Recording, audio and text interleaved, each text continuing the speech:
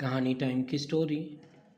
बूढ़े आदमी ने इत्मीनान से बिस्मिल्लाह पढ़ी और हज्जाम की कुर्सी पर बाल कटवाने के लिए बैठ गया।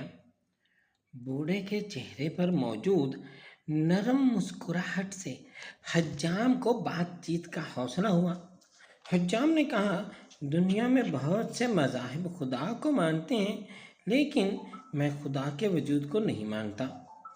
मुसलमान बूढ़े ने पूछा, क्यों नहीं मानते? हज्जाम ने कहा, दुनिया में बहुत परेशानियां, मुसीबतें, बदहाली और अफरा तफरी है। अगर खुदा का वजूद होता तो ये सब मुसीबतें और परेशानियां भी मौजूद ना होती। बूढ़े ने मुस्कुराते हुए कहा, मैं भी इस दुनिया में हज्जाम के वजूद को नहीं मानता। हज्जाम ने परेशान होकर कहा, क्या मतलब? मैं आपकी बात नहीं समझा।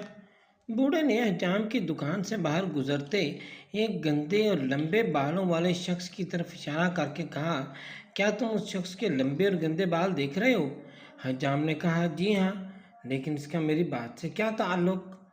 बूढ़े ने नरम लहजे में कहा, अगर हज्जाम होते तो लंबे और गंदे बालों वाले लोग भी न होते।